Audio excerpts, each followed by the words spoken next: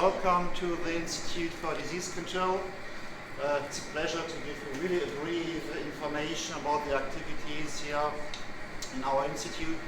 As mentioned, my name is Andreas Mehl. I'm also heading a laboratory here in our institute.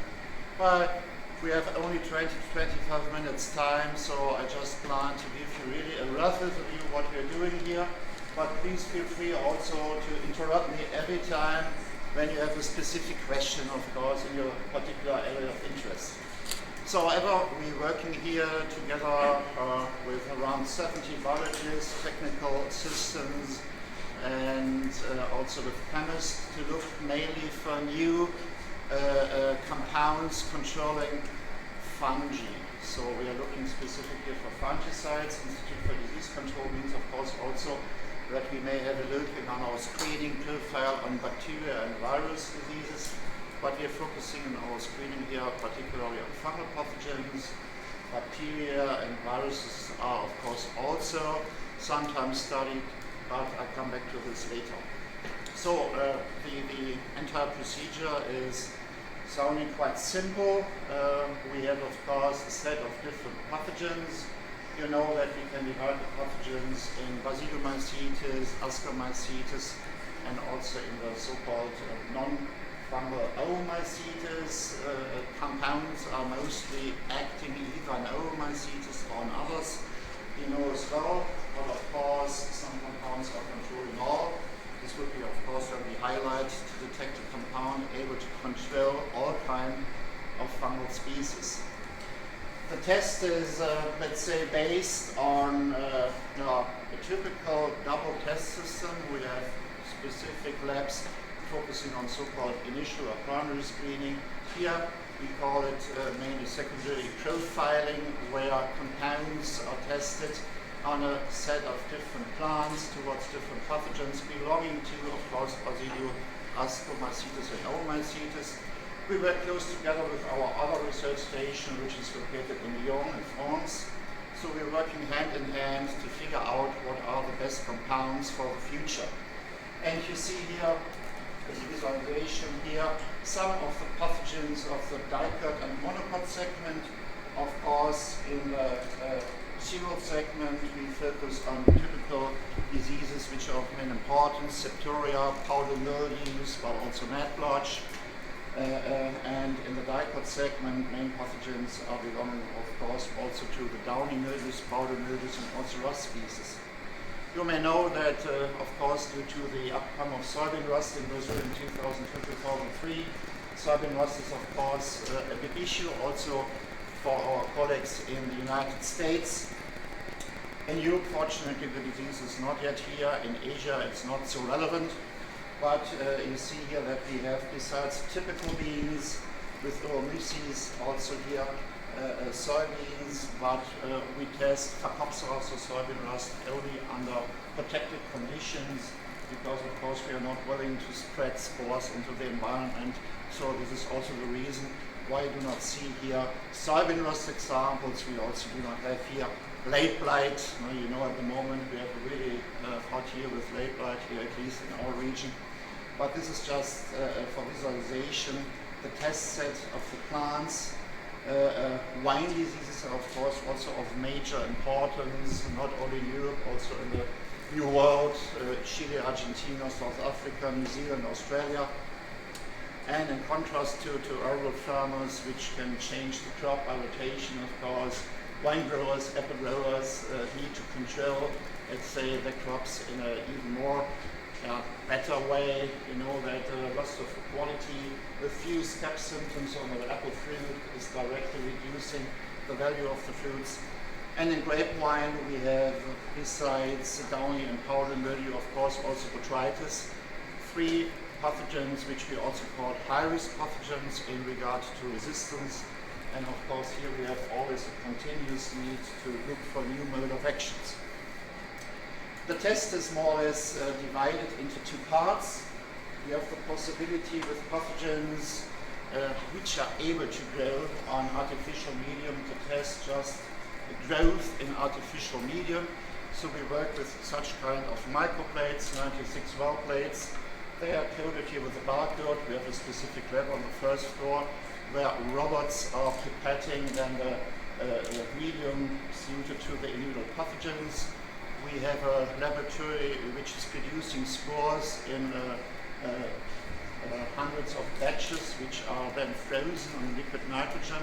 And every day, every time when a test is set up, then these spores are putting out of the deep fridge, reactivated and used for the test systems, both in vitro and in the greenhouse, to ensure, let's say, the same level of viability. When you are working in research, it's sometimes surprising when you see that in certain months of the year, here it is however in November, that pathogens are not really willing to germinate, and if you then propagate strains, you may have then a different picture of the result, and your inoculum is just less viable than an inoculum used in other months where, however, weather conditions, sun, radiation, whatever, is pushing the pathogens more to sporulate or to infect plants. With this kind of test system, this is of course quite comfortable.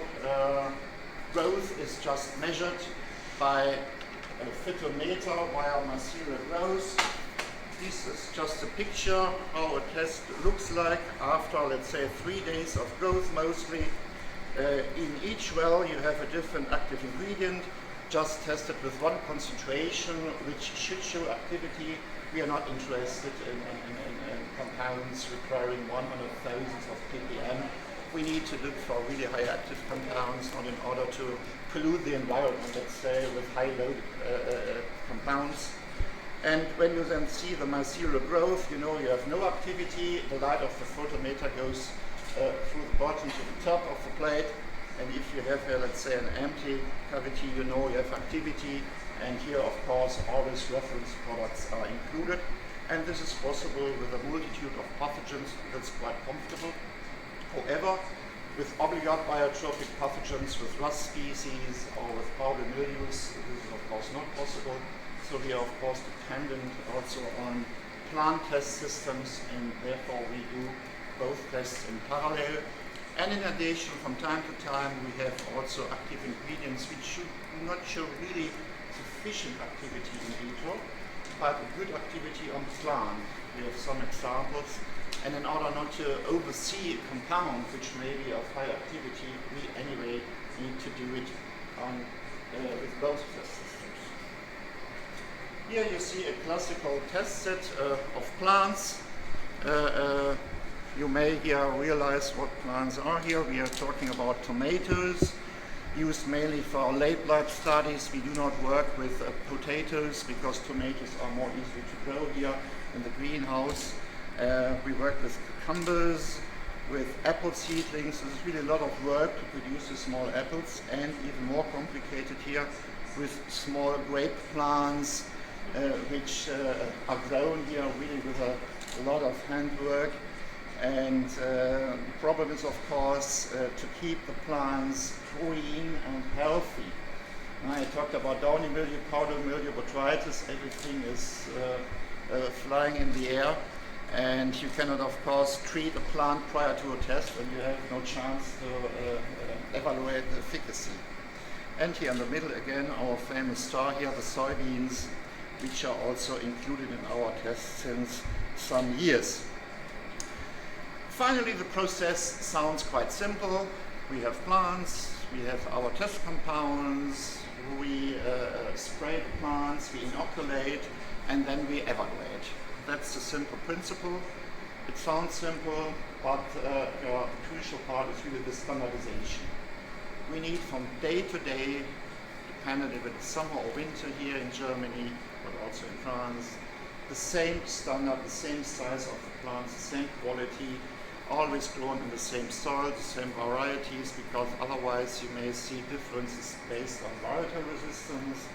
We mostly work with highly susceptible varieties to also figure out a weak compound which shows certain activity, which can then further be optimized by our chemists. So we have, of course, regular exchange with our chemists, and if you see, let's say, a certain hint for a hit, we call it, then of course we talk with our chemists, and then they optimize the molecule in a certain way, let's say to enhance lipophilicity or uptake in any way, and this is of course crucial. It is also then not really easy to get the infections here in the right way.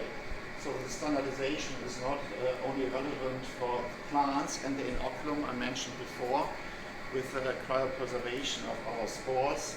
It's also of course important to have really the right tested enhance to get a good infection,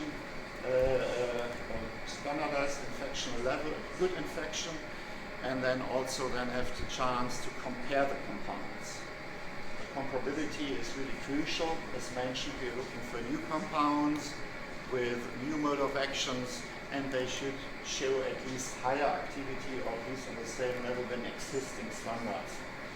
And then I come, besides the screening, to the next part. I talked first about this profiling group. In our house, we are also working with a group related, we call it product and project support. I'm a member of this group, so here we're looking on, let's say, specific properties of the compounds being in the project phase, so prior to the launch of a product, but also on existing products which are in the market, particularly in the area of resistance detection. I'm responsible here for resistance management and monitoring.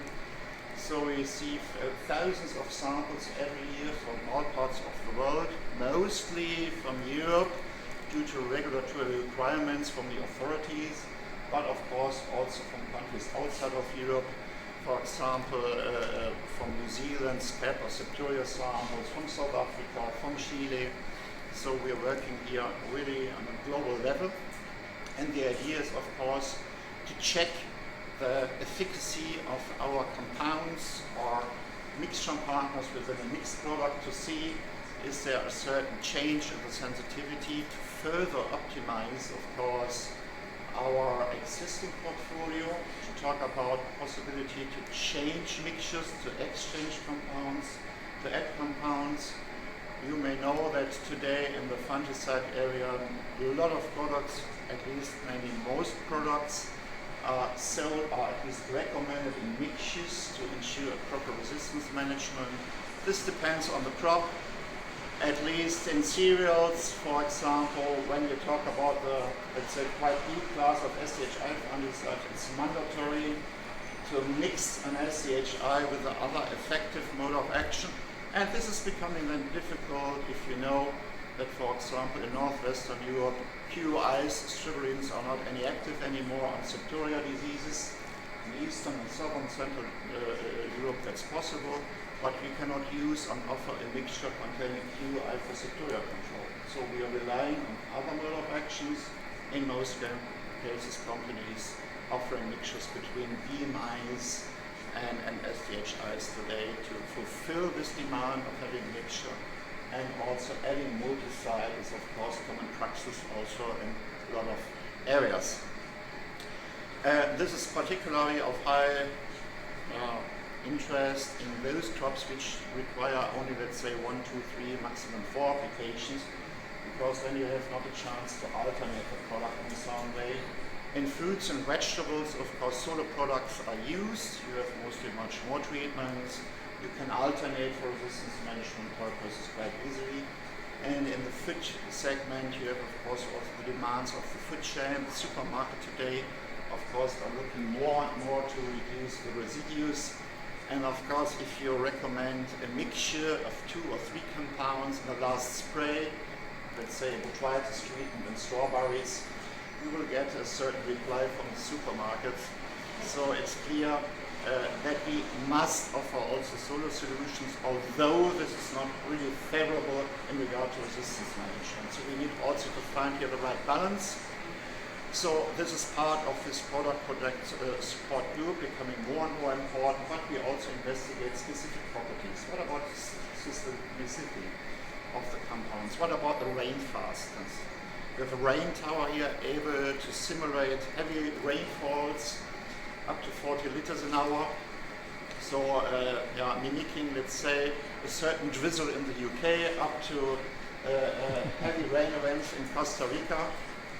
And this is, of course, very, very good to have this tool in hands also to compare, let's say, the period of activity of a product.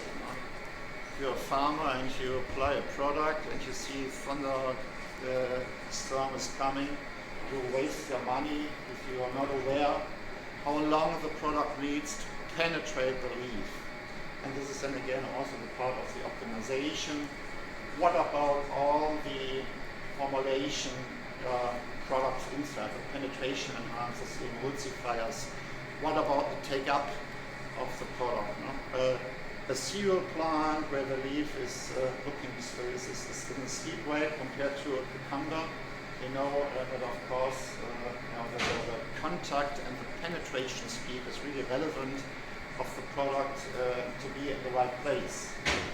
And on the other hand, dependent on the mode of action, we need of course knowledge what are the preferred steps or the best steps of the compound to show activity.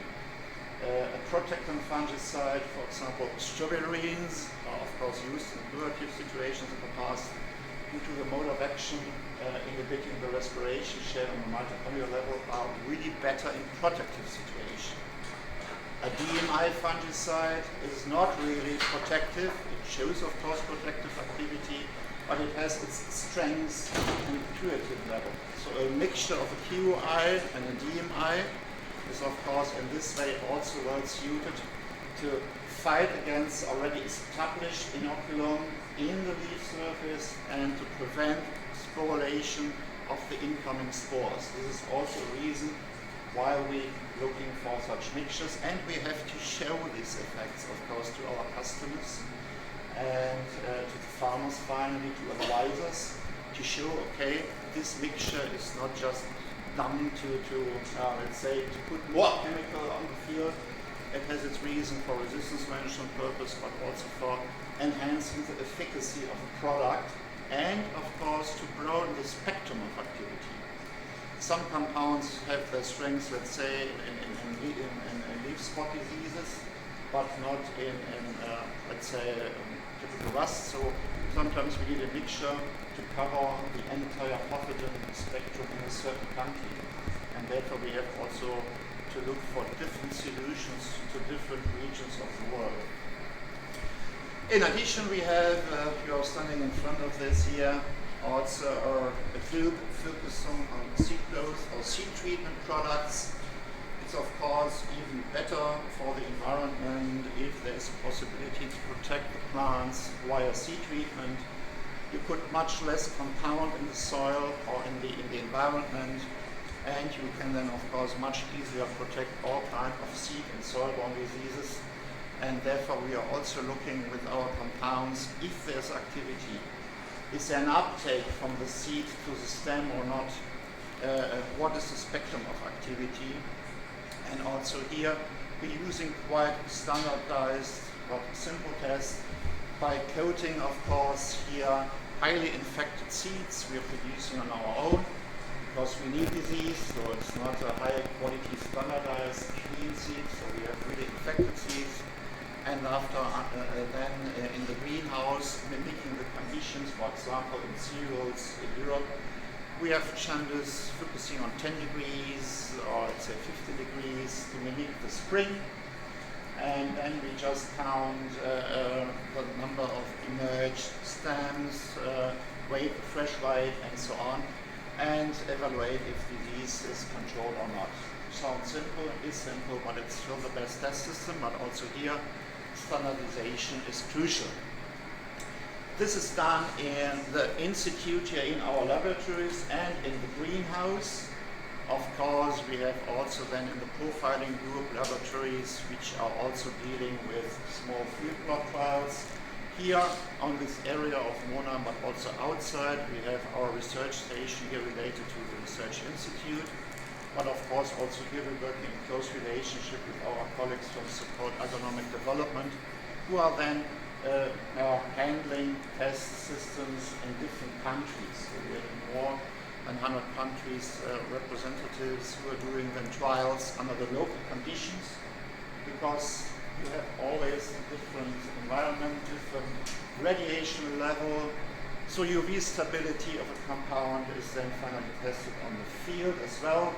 In mimicus also here, we have specific chambers with high light intensity.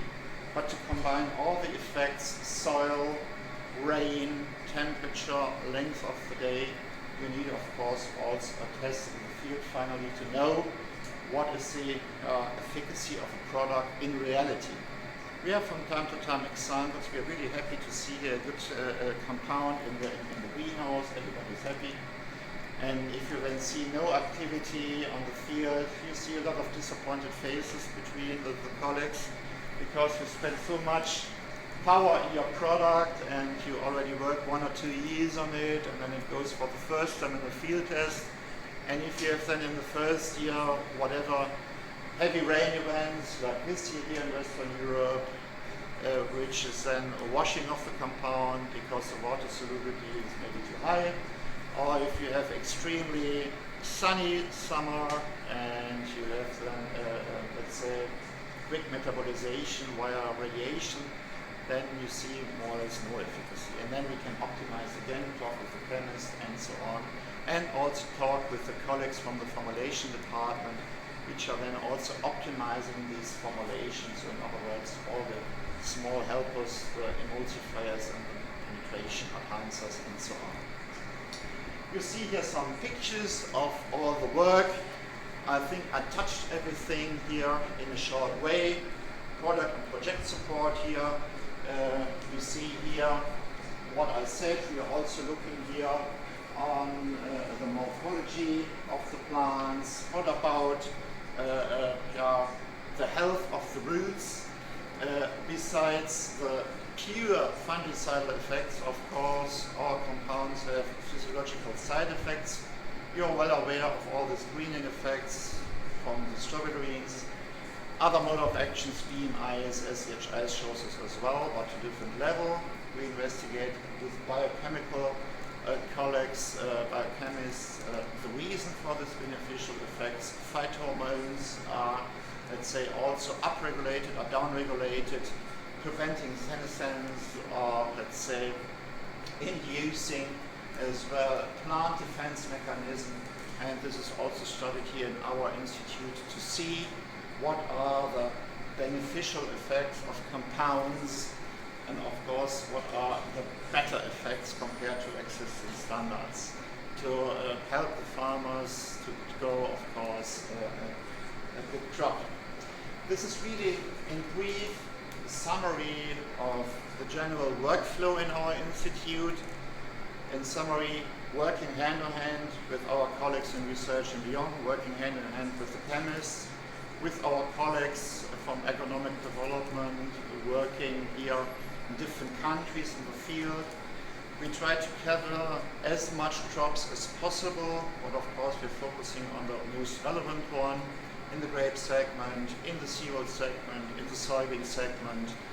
Fruits and vegetables, of course, also very important, but here the screening programs are of course not able to cover all pathogens, so we focus here on main diseases like downy mildews and powdery mildews and typical leaf spots, but dependent on the change, also on the climate change.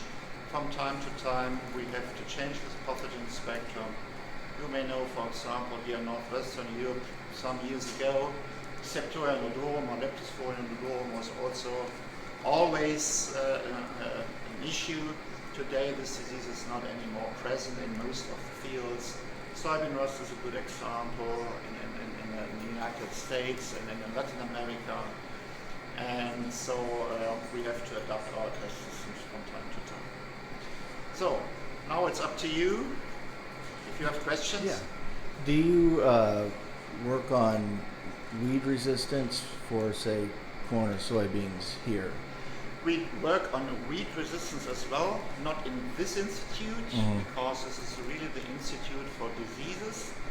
We have also research institute for weed control and weed resistance. This is located in Frankfurt. We have also colleagues dedicated there exclusively to describe weed resistance with a lot of weeds, and they also receive a lot of samples, mostly seeds of the weeds, to investigate with molecular methods if a metabolic resistance is present, target mutations and whatever mode of resistance are existing, and finally to reply then to the grower, to the customer about the situation in the local area. What's the average amount of time it takes between the starting point of your research to commercialization? Yeah, generally we talk about roughly 8 years. Sometimes it's a little bit quicker, but mostly it takes even a little bit longer. And then what would happen, say, in the case that you mentioned before, where you have a bad year out in the field and something isn't performing quite right? Is it just done then, or do you give it more time, or what's the? You talk about possible resistance. No, or like when you have a product and Yeah. it's not quite performing in your field tests, Yeah. like it did in the laboratory or the Yeah. greenhouse. Is it just done then, or do you just give it another chance? Like how Yeah, do you? during these 8 years, of course, all these field tests are already included. So the development period to optimize the product on a local level is of course a time-dependent step. So a product which would be strong in Europe and weak in the US, we would not sell in the United States. Of course, we would then develop an adapted product, maybe with a different balance of the active ingredients and with a different formulation. So this should be covered within this period of time.